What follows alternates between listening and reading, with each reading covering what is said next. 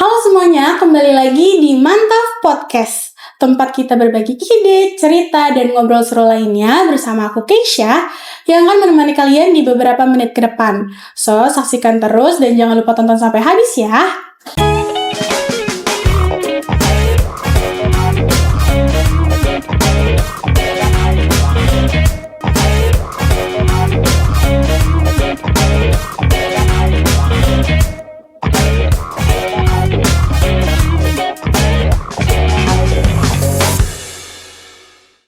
Nah, jadi teman-teman, kali ini kita bakal banyak cerita-cerita nih, karena bintang tamu kita kali ini adalah alumni SMKN Negeri 2 Depok. Tepuk tangan dulu dong, teman-teman. Oke, langsung aja nih ke Kak Vina. Gimana Kak kabarnya? Hai, alhamdulillah baik. Akhir-akhir ini kesibukannya apa sih Kak? Akhir-akhir ini karena nanti di Februari udah Ramadan, jadi kita di butik lagi produksi untuk penjualan di bulan Ramadan. Dengar-dengar kan Kakak itu alumni SMK 2 ya Kak? Iya, betul. Tahun berapa sih kalau boleh tahu masuk dan lulusnya? Tahun lulusnya tuh 2013. 2013 ya, berarti 2009. Awet muda banget ya Kak, kelihatannya. Cantik banget soalnya pangling. Masya Allah. Boleh ceritain gak sih Kak di Dudep ini kegiatannya kayak gimana? Oh dulu kebetulan tuh aku jurusannya Tata Boga. Dulu tuh aku kaget ya pas masuk sini, sekarang udah bagus banget. Sama bagus ya. Kalau dulu sih ya biasa kayak anak sekolah pada biasanya. Gak terlalu menonjol yang gimana-gimana gitu. Menonjol. Apa namanya? Dulu tuh apa namanya? Guru yang berkesan di Dudep itu siapa sih Kak? Oh, dulu tuh ada Pak Yudi, baik hati sih. Karena Pak Yudi dulu waktu aku kelas 3, Pak Yudi tuh dulu wali kelas kelas 3. Terus dulu tuh yang paling besar sebenarnya Pak Hadi ya. Pak Hadi masih ada nggak sih? Pak Hadi masih ada. Iya, Pak Hadi tuh berkesan sih karena beliau dulu study tour gitu-gitu kurang setuju sih. Pendapat dulu sama aku gitu kalau study tour tuh kurang gitu. Karena merasa satu pendapat jadinya kayak karena dulu aku ini ya nggak ada, kan waktu itu cerita sedikit ya, waktu itu ada studi banding ke Bali kan. Terus kebetulan dulu nggak ada nih dananya, biayanya aku nggak ada. Terus sempat cerita ke Pak Hadi, tadi saya nggak ada, gimana kan sebenarnya pengen ikut, cuman kan dananya nggak ada gitu kan. Jadi ya udah pun nggak apa, saya juga setuju sebenarnya juga. Udah kamu kerjain aja, waktu itu nggak ikut tapi disuruh kerjain tugas banyak banget gitu lah. Jadi berkesan sebenarnya Pak Hadi. iya sih. Namanya SMK kan pasti dulu tuh punya sahabat gitu nggak sih Kak? Iya. Sahabat aku dulu ini salah satunya nih, Paul. Karena jujur ini cerita boleh ditanya Paul ya. Aku dulu hampir nggak punya teman ya, kayak malah nggak ditemenin kali ya. Jadi introvert parah. Jadi kayak dulu tuh sama Paul sama Sheila, namanya Amoy karena dia orang Chinese ya dari Manado. Tapi secara Karamoy dipanggil Amoy, terus aku bertiga. Jadi itu cuma bertiga-tiga. Tapi masih deket nggak sih Kak sampai sekarang? Masih sih, masih komunikasi. Sama Paul juga masih, ini kan ditemenin. Masih main, masih deket, jadi Iya. nggak hilang ya komunikasinya. Masih. Nah, tadi kan aku dengar Kakak jurusannya di sini Tata Boga, Iya. lebih ke kuliner kan? Iya. Tapi kenapa sih kok tiba-tiba ujuk-ujuk bisa sekarang terjunnya dunianya malah ke busana? Ya itu ya. Jadi sebenarnya kalau Tata Boga itu buat perempuan tuh penting banget menurutku ya, karena perempuan kan nanti dari mana juga akan punya keluarga, punya anak. Di Tata Boga itu dulu kan belajarnya kan ada ilmu gizi, semuanya banyak kan materinya, bisa kita praktekin untuk di rumah, untuk anak-anak, untuk keluarga ya kan. Nah begitu lulus sekolah, aku dulu ngambil manajemen bisnis karena emang dari SMP, dari SD malah udah sering bisnis. Jadi dulu kebetulan aku bukan dari keluarga berada, jadi aku dulu tuh kayak sering jualan, misalnya aku ambil barang di mana terus aku jualan di sekolah. Atau dulu tuh kayak Pak Ul aja dulu banyak adik-adik kelas tuh beli, misalnya tuh kayak pakai jam tangan nih. Terus Vina beli di mana? Terus pada nitip, tapi aku yaudah gue beli segini, tapi gue jual kalau segini ya, gitu. Itu udah dari SD sih. Jadi aku ngambil kuliahnya manajemen bisnis. Setelah lulus dari manajemen bisnis, aku ngambil lagi kuliah desain. Oh, jadi nggak, maksudnya mempelajari ilmunya dulu Iya, gitu, nggak ujuk-ujuk busana. Iya. Cuman masih kepake nggak sih Kak tadi ilmu boganya tadi tuh? Iya, yang aku bilang, karena boga itu kan masak ya. Terus di tata boga itu kan ada materinya tuh, pelajarannya ada gizi, ada table manner-nya juga ada. Jadi kita bisa untuk di rumah. Iya. Apalagi buat perempuan penting banget kan untuk makan anaknya, makan sehat, bener ya? Betul. Gitu. Ya jadi ya kepake semua, yang boga kepake, manajemen juga kepake, sekarang punya bisnis sendiri juga. Iya, karena aku ambil desainer. Keren sih. Nah, sekarang kan dunia fashion juga sudah makin berkembang ya Kak. Iya. Dan juga berarti makin banyak dong pesaing bisnisnya dalam busana gitu. Iya. Ada nggak sih Kak tantangannya, dan gimana sih cara Kakak nih mempertahankan bisnis butik Kakak itu? Oke, menurutku sih konsisten ya. Kayaknya sekarang nggak di bidang apapun semua pasti banyak kan. Tapi menurutku kok konsisten. Dan sekarang tuh lebih enak. Dulu tuh aku jualan tuh susah banget loh. Kayak harus ngomong ke temen dulu, gue jualan ini. Kalau sekarang tuh sebenarnya medianya banyak. Ada Instagram, ada Shopee. Boleh disebutin nggak? Kalau udah bisa di-cut kan ya. Jadi medianya banyak. Jadi sebenarnya sekarang lebih gampang untuk jualan. Yang penting tuh satu, konsisten. Dah. Karena semuanya juga berawal dari dulu aku jualan tuh kayak masih sedikit gitu ya. Tapi kalau aku terus konsisten, lama-lama juga pengikutnya juga akan banyak. Betul. Konsisten sama kita harus punya konsep. Gitu kayak brand kan, aku kan ada brand sendiri kan. Gitu. Jadi orang tahu kan, misalnya kayak brand kita konsepnya tuh, aku kan kebetulan muslim. Iya. Muslim gitu. Jadi brand aku nih khusus untuk muslim gitu. Jadi kalau misalnya kita jualan di mana, misalnya orang mau beli untuk perlengkapan umroh aja, pasti kan ke butik aku gitu. Betul. Jadi konsisten sama harus punya konsep. Betul. Nah, tadi kan jurusan boga tuh. Ya. Tadi kan Kakak lihat sekarang kaget gitu, udah banyak perubahan. Gimana sih menurut Kakak? Sekarang kan boga kan udah ada kafe kayak gitu. Keren banget sih. Aku aja tadi pas sampai sini, wah, gak nyangka banget sekeren ini gitu. Udah ada kafenya. Tadi ngobrol-ngobrol sama guru lama, ada Bu Mama, ada Bu Leli, itu dulu guru-guru aku. Udah keren banget ya sekarang. Iya, alhamdulillah gitu.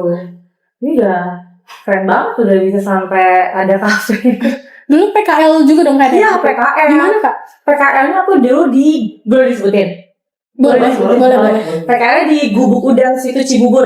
Itu ngapain aja Kak? Dulu tuh aku di kitchen. Jadi kita rolling ya, di kitchen, kita belajar di kitchen, kita belajar di service, belajar di kasir. Jadi dulu kalau PKL tuh rolling. Dan aku suka banget karena aku orangnya dari dulu kan seneng belajar. Nah, seneng belajar tuh aku senengnya yang langsung terjun praktek gitu. Makanya sekarang kalau misalnya disuruh bikin restoran, aku bisa nyontoh di yang dulu aku PKL. Karena semuanya tahu. Dari mulai kasir aku udah paham.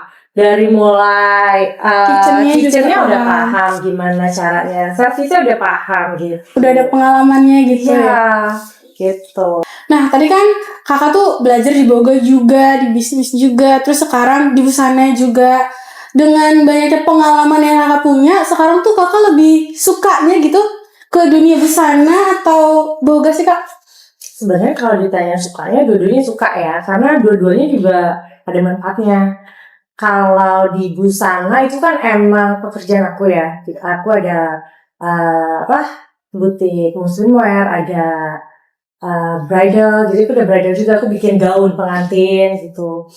Terus kalau di tata boganya sendiri juga kepake banget di rumah.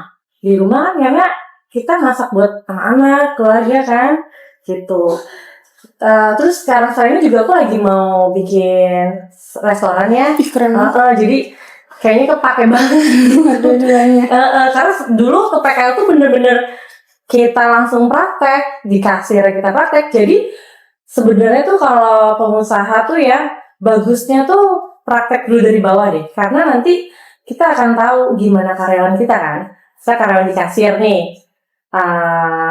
karyawan di kasir aku udah tahu kan gimana caranya di kasir, gimana dia nanti kalau misalnya berbuat yang korupsi gitu kan aku udah tahu tuh gitu, karena aku dulunya di kasir gitu. Terus di server aku udah tahu gimana cara melayani customer, karena dulunya kan aku terjun langsung jadi servisnya kan. Di kitchennya juga aku tahu gimana caranya supaya makanan itu tetap fresh, ditaruh di mana, kayak ikan harus ditaruh gitu kan udah tahu. Jadi kalau menurutku sih kalau mau jadi pengusaha itu sebenarnya enaknya emang udah tahu dari bawahnya dulu ya. Jadi kita tahu nanti karyawan kita kayak gimana. Betul.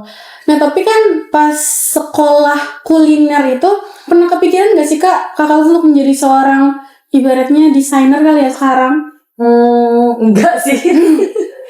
Enggak kepikiran, tapi aku tuh lihat dari kecil emang suka lihat peluang.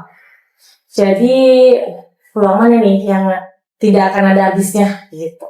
Ya itu kan makanan, pakaian, sandang, pangan, papan.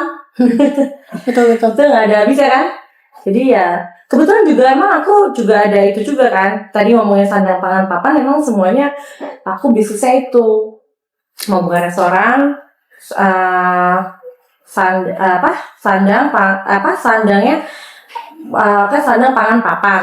Aku ada bisnis juga perumahan, terus butik juga pakaian kan, sama makanan mau bikin restoran. Makan sih. Jadi kita harus lihat peluang yang kedepannya tuh nggak akan mati. Orang kan semua juga butuh makan, butuh pakaian dan butuh rumah, benar nggak? Betul. Gitu. Iya, kalau tadi kan mau bikin restoran, udah punya konsep nggak sih restorannya akan seperti apa gitu? Entah misal mau lebih ke Chinese food atau Japanese food gitu? Udah sih. Aku mau buka tuh masakan Indonesia, karena aku emang sukanya masakan Indonesia. Tapi aku ada gimana ya? Ada konsepnya sendiri sih, maksudnya ada ciri khas. Kebetulan aku ayam sih ciri khasnya nanti. Gitu. Ini sih masih proses sih, doain aja ya. Pasti sih. Iya, karena namanya potensi kan harus digali terus ya. Gak menutup kemungkinan sekolah kejuruannya kuliner, fokus terus ke kuliner kayak gitu. Kalau misalkan selagi apa sih Kak yang sampai akhirnya tuh kakak kepikiran untuk akhirnya kuliahnya ke desain? Peluang tadi. Karena kan aku dulunya kan S1-nya kan manajemen bisnis. Terus aku lihat ini waktu itu mau nikah kan. Cerita sedikit ya. Dulu tuh kenapa aku buka butik tuh pertamanya itu butik bridal. Jadi aku bikin gaun pengantin. Jadi dulu tuh mau nikah, kebetulan aku tinggal di Depok. Di Depok tuh sulit banget aku cari gaun pengantin tuh yang bagus gitu, yang eksklusif gitu. Dulu tuh nggak ada gitu. Nah sejak situ aku, wah ini kayaknya peluang nih karena di Depok nggak ada. Sementara orang kan pasti menikah, bener nggak? Tuh. Iya. Jadi aku bikinlah itu butik bridal awalnya.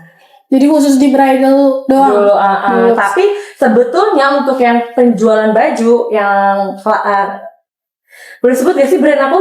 Boleh. Brand aku namanya Claretta. Jadi Claretta itu sebenarnya udah dari 2000 berapa dis? 2012 ya? 2001. Bukan yang bajunya. Yang bajunya tuh udah dari 2015 kayaknya. 13 atau 15 aku lupa ya. Karena dulu masih kuliah juga aku sempat jualan. Jadi dulu tuh sebelum ada butik, aku tuh jualnya tuh di mall-mall, tau gak sih yang event-event mall gitu. Oh iya. Iya, event-event mall gitu sih. Sampai terus pas sama online kan, tapi kan dulu online tuh susah banget loh. Karena dulu tuh nggak ada Instagram, nggak ada. Sebelum COVID. Iya betul. Jadi dulu susah ya untuk promosi juga susah. Terus habis itu aku menikah kan di 2020. Terus nah itu baru bikin bridal, baru semuanya aku bikin sekalian sama yang muslim wear-nya.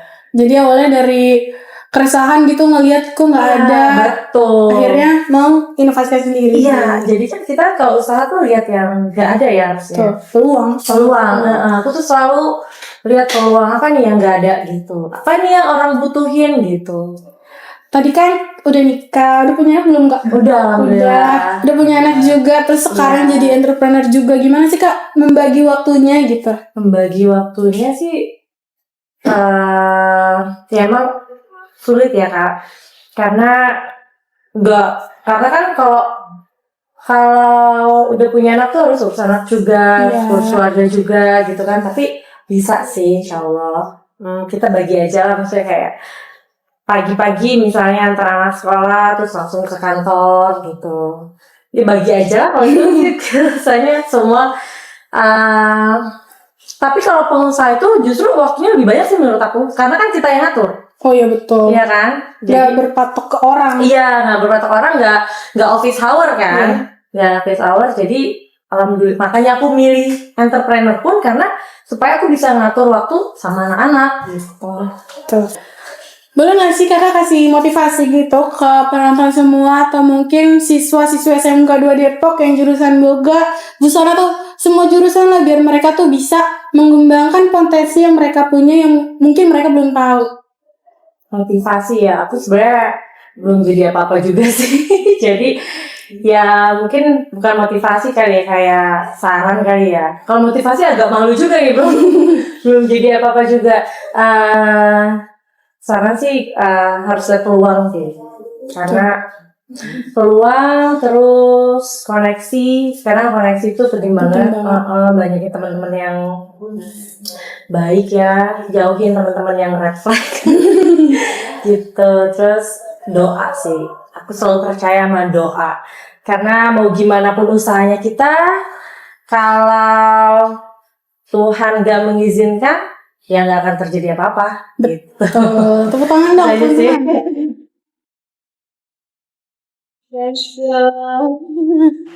Oke, terima kasih Kak Vina udah mau diundang ke sini, udah berbagi ilmu berbisnisnya juga gitu.